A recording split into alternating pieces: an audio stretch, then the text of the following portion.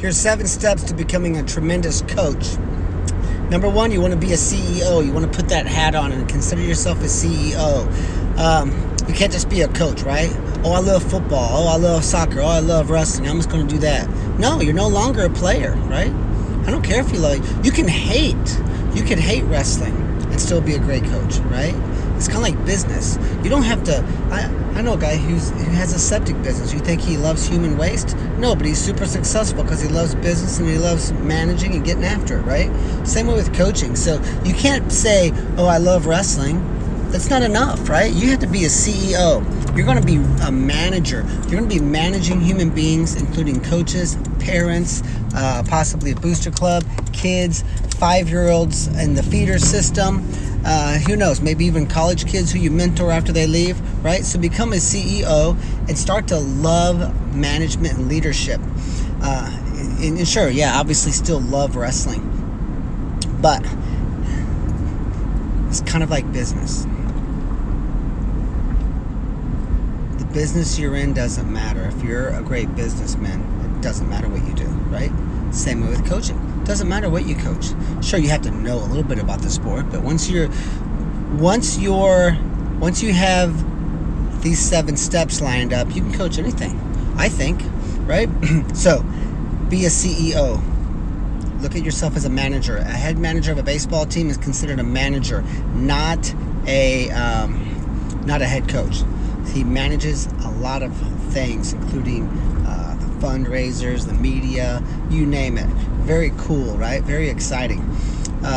So number 2, get a system in place. You can't just run around and say, oh, I learned this 5 moves on YouTube. We're going to try this today. No, that's not how it works. You need a system in place. You need a system for your beginner youth, your system for your more experienced youth. You need a system for and that includes middle school. You need a system for the incoming freshmen who don't know wrestling. So you're kind of starting over, right? But they learn faster than a 7-year-old. So a system in place for them. Then you need a system in place for the rest of the team, the varsity team. You probably need an off-season system because, we want to stick with the core foundation during the season, which, you only get after the first few weeks of season, 3 practices a week. You have a dual meet Tuesday, a tournament Friday, tournament Saturday, and you can't wrestle Sunday. So you get 3 practices a week. So you want to have a core system during the season. Then maybe in the off season you open it up a little bit and get a little more advanced and spices up practice for the kids. I think they would appreciate that. So systems in place. Then you need a staff. You want to manage a staff. You have a staff of all your coaches from Pee Wee wrestling all the way up to varsity, and right, they're helping and they're getting the job done, and they're getting the system put into place. So I believe that's number 3. Number 4, be an unbelievable communicator. Over communicate. You should email your parents 3 times a week. You should post on social media every single day, or have someone that does it.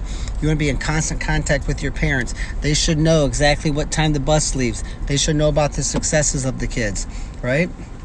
And you should be contacting the media and trying to get into the media. You're trying to build an empire here, right? So be an over communicator, and you don't have to be a great communicator. You don't have to write a 14-page email. Just it's just reaching out every single day. Oh, lead by example. That's number 5. You can't walk into practice, an hour late, right? And you can't expect the kids to be on point if you're not on point. I see that mistake sometimes, and I fall short sometimes myself, right? Late to practice or whatever. You're managing humans, so think of yourself as becoming a great human resource manager, putting workers to work. That's number 6. You want to study this. Go online and listen to some TED Talks about motivating kids and putting them to work, and the behavior things, right? How to become a great teacher. When you become a great teacher and a great classroom manager, who cares how good of a coach you are? I can be a PhD in mathematics, but if I can't teach a 5-year-old how to do 1 + 1, I'm not very smart. If I can't teach a 14-year-old how to do basic algebra, I'm not very smart, right? I might be smart at math, but I'm not a good teacher. So you want to be a great teacher and the master at putting the workers to work. Don't waste people's time. No running, no push-ups. Let's get after it, all right? These kids' feet got to move the whole time. Last thing is learn to be tough without being a Tommy Tough guy. You need to be tough on people, right? You know, everyone needs to be pushed. I need to be pushed. I'm 49 years old. You need to be pushed too, right? But wouldn't it be nice if your wife, if you're trying to lose weight, and your wife was like patting you on the back and saying, "Yeah, I'm proud of you. Look what you've done."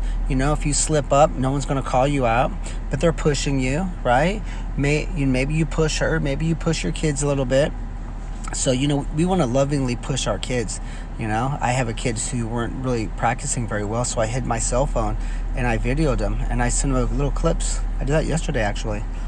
And so I texted them just about 10 minutes ago before I left the house and said, "Hey, how'd practice go last night?"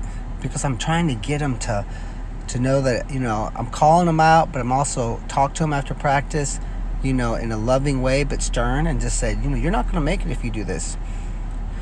But then I reach out again today, so I'm kind of supporting them through it. You just don't want to call them out and humiliate them and yell at them and make them do bleacher runs. That's not very smart, right? That doesn't solve the problem. So I want to emotionally take kids from low to high, okay? And you do that by being tough without being a jerk, okay?